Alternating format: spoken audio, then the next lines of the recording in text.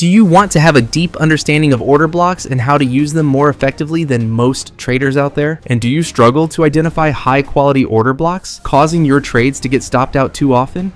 In this video, you'll learn everything you need to know about order blocks, and we're going to break it down into 4 key parts: market bias, understanding order blocks, the concept of relativity, and taking advantage of retracements.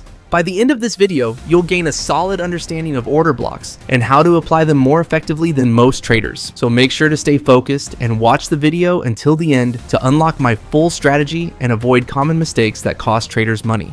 I'll see you right after the intro.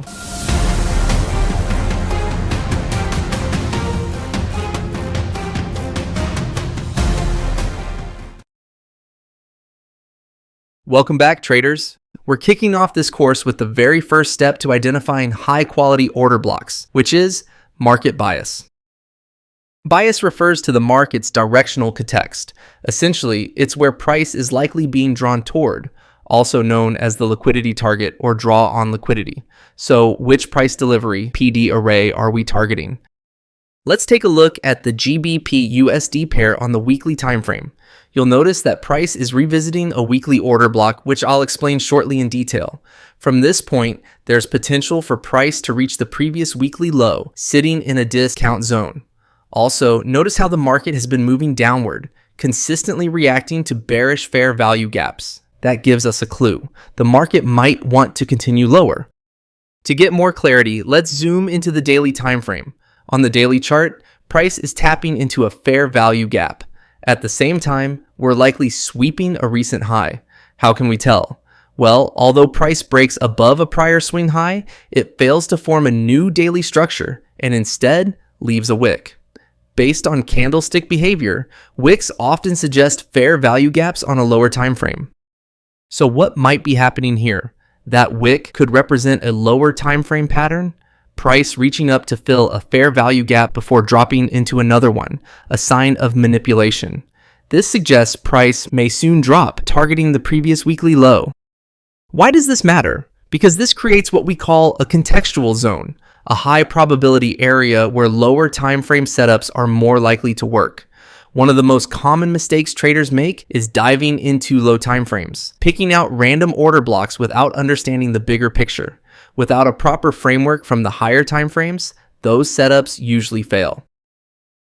But when you align your entries with where higher time frames are likely to move next, the chances that those lower time frame order blocks will hold increase dramatically until we reach the draw on liquidity. This line right here, that's our draw on liquidity. Now, let's move on to the 4-hour chart. But before we do that, we need to break down exactly what an order block is. Order blocks aren't just any random bullish or bearish candles.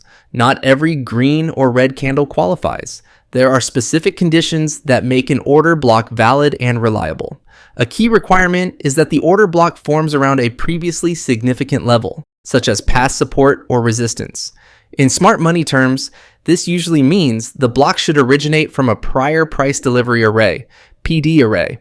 Many times, valid order blocks are found stacked on older fair value gaps or even previous order blocks, and that's exactly what we want to see.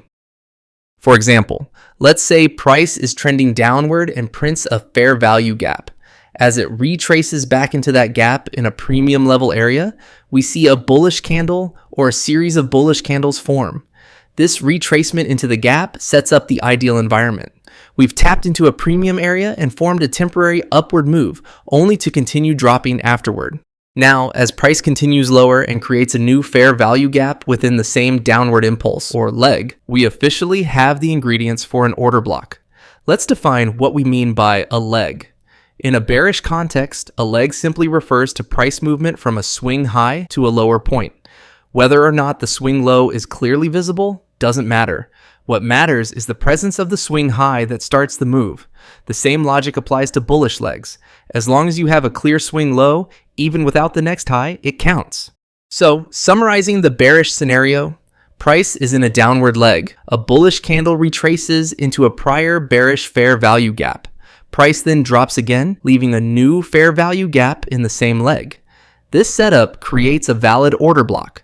Once you've identified such an order block, you need to mark it correctly. Here's how. When marking any PD array, whether it's an order block, mitigation block, or breaker block, the fair value gap alignment is important. If a fair value gap overlaps the wick, low for bullish candles or high for bearish ones, mark the wick. But if no overlap exists at the wick, then you mark the body of the candle instead. For example, take a look at this order block. If there's no fair value gap overlapping the wick, but one aligns with the candle body, then you should mark the body. The wick is only relevant if it directly interacts with the fair value gap. Let's see another example. Notice how the fair value gap aligns directly with the top of the candle wick. Because the fair value gap overlaps the wick, that wick becomes the most sensitive area of interest. So instead of marking the candle body, we highlight the wick when identifying and drawing this order block. So why does this trick matter? It's because when price moves quickly and the wick lines up exactly with a fair value gap, that wick becomes the most sensitive part of the order block. However, if there's no such alignment, it means the wick has already been revisited by price, as seen in the previous example, and there's no longer a strong reaction expected there. In this case, the sensitive area of the order block shifts to the body of the candle. At this point, we've covered bias and how to correctly define and mark order blocks. So now let's move into step 3, which is the relativity concept. This concept is all about context, particularly how price behaves across different time frames. Market structure and order blocks look different depending on whether you're on a 1-minute chart or a weekly chart. But one rule always holds. Higher time frames dominate. Their signals carry more weight and should guide your lower time frame decisions. Imagine that you've got multiple charts open: monthly, weekly, daily, 4-hour, 1-hour, 15-minute, 5-minute, and 1-minute. If you're identifying order blocks on the 15-minute chart, don't blindly assume they're strong zones unless they line up with key levels on higher time frames like the 1-hour, 4-hour, daily, or even weekly charts. In our case study, we began by analyzing the weekly chart, which showed a clear bearish context. From there, we zoomed into the daily and 4-hour charts to refine our view. But what we didn't do is immediately trust a 15-minute order block that happens to show up below the 4-hour one. Why? Because without that higher time frame confirmation, a 15-minute order block is weak and unreliable. There's actually a 4-hour order block directly above it, which carries more influence over price. So if price pulls back, it's more likely to retrace into the 4-hour block rather than the smaller 15-minute one. And especially after a fair value gap forms, the retracement will often aim for that stronger, higher time frame zone. Recognizing this helps you avoid chasing weak signals on the lower charts. Just like we've done so far, always begin your analysis from the higher timeframes and work your way down gradually. If you already identify a valid 4-hour order block, there's no need to go hunting on the 1-hour or lower, unless price actually taps into that 4-hour level. Only then should you drop down to a smaller time frame to confirm what's happening inside that zone. Now, the first 3 steps, bias, identifying order blocks, and understanding context, are things many traders are familiar with. But the 4th step, and one that often gets overlooked, is the concept of retracement. So let's break it down. Look at this bearish order block. Now compare it to another one nearby. What do they have in common? Focus not just on where they're formed, but how price retraces back into them. This particular order block was created based on a previous one. Yet notice something. The bullish order block fails, but the bearish one holds and drives price straight into the draw on liquidity. Why does that happen? Of course, it's partially due to the broader context, the directional bias, and the liquidity target. But there's another major factor: how price retraces. That's what separates the strong setups from the weak ones. Let's take another example. Here, we see an order block built off an earlier one in a previous fair value gap. The way price pulls back into this zone matches the behavior we saw in the earlier successful setup. That's the pattern we're after. Now, to really understand these retracements, you need to go back to the basics, especially fair value gaps. You might have noticed I bring them up in almost every video. That's because fair value gaps reveal the intent of the market. They hint at what price wants to do next. So let's quickly revisit what is a fair value gap and how it forms. An FVG shows up on your chart when the market experiences an imbalanced price move, usually caused by a sudden surge in one direction without any meaningful pullback. These aggressive movements leave behind zones where liquidity was skipped, essentially price inefficiencies, which appear as gaps between candles. These gaps often act like magnets, drawing the price back to them over time. Because of this, FVGs are high probability areas for potential trade entries. Price often reacts after revisiting and rebalancing these levels. Now let's get into the psychology behind why fair value gaps matter and how price interacts with them from a structural point of view. Zoom into a lower time frame and take a close look at the 3-candle formation of a fair value gap. You'll often see a strong upward push, supported by heavy buying interest and a clear absence of selling. This momentum move leaves behind an unbalanced price area, which is known as the fair value gap. So here's where psychology steps in. Many traders miss that initial impulsive leg and wait for a pullback. They place buy limit orders around key areas such as demand zones, order blocks, or the FVG itself, anticipating price to return. These pending orders create a pool of liquidity inside the gap. Since the market constantly seeks liquidity to fuel its next move, it gravitates back toward this zone. And because the demand outweighs the supply in that moment, price tends to continue upward until it reaches a strong supply zone with enough sellers to restore balance. At this point, the market often begins a temporary pullback. But why does this happen? Because it needs to correct the inefficiency created during the initial move. The price revisits the fair value gap, triggering those unfilled buy orders, rebalancing the gap, and then continues in the direction of the trend with even more momentum. This is what makes fair value gaps so valuable. They're more than just chart patterns. They're zones of liquidity shaped by real market behavior. Why is this small detail so powerful?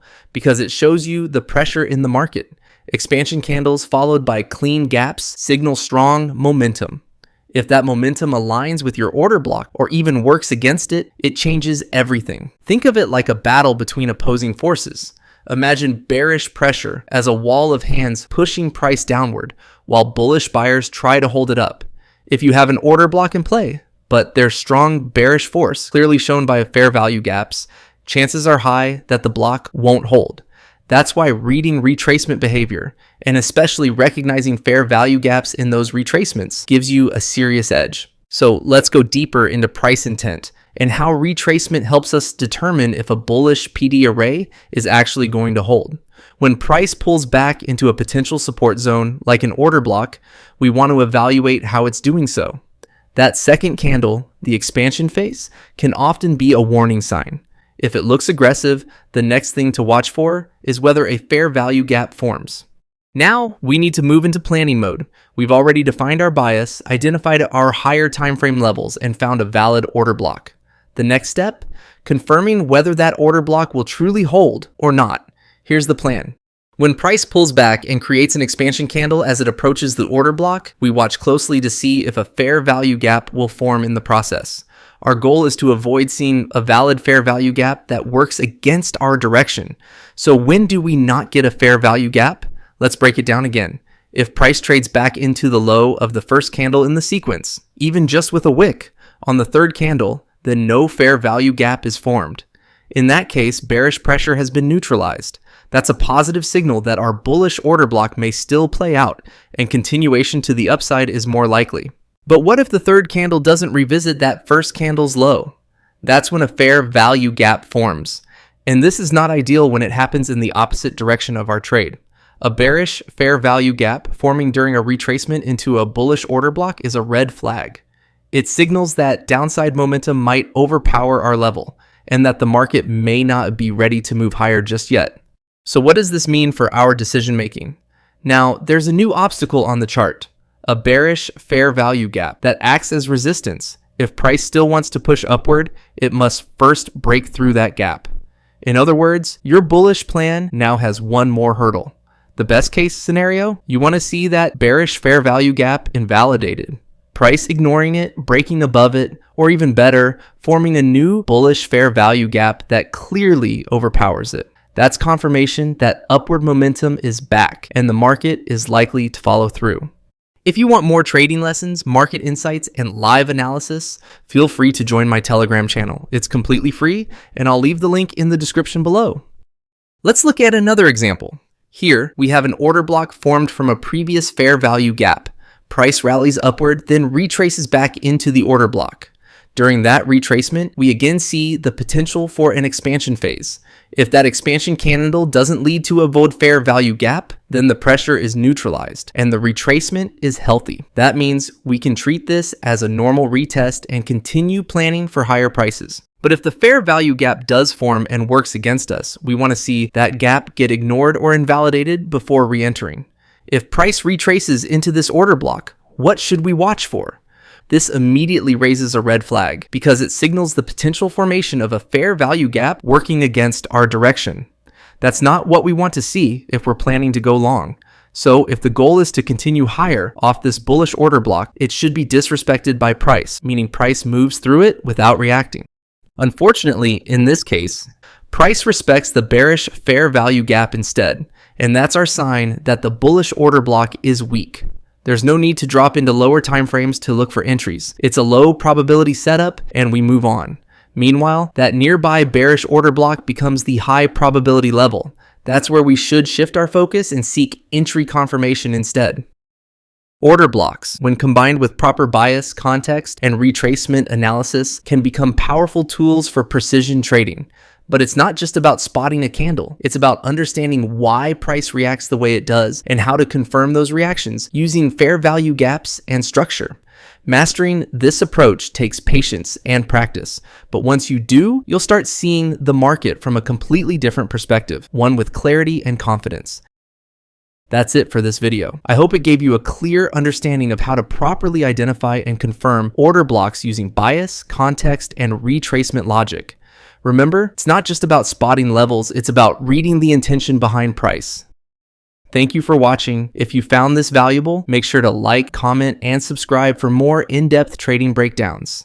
See you in the next video.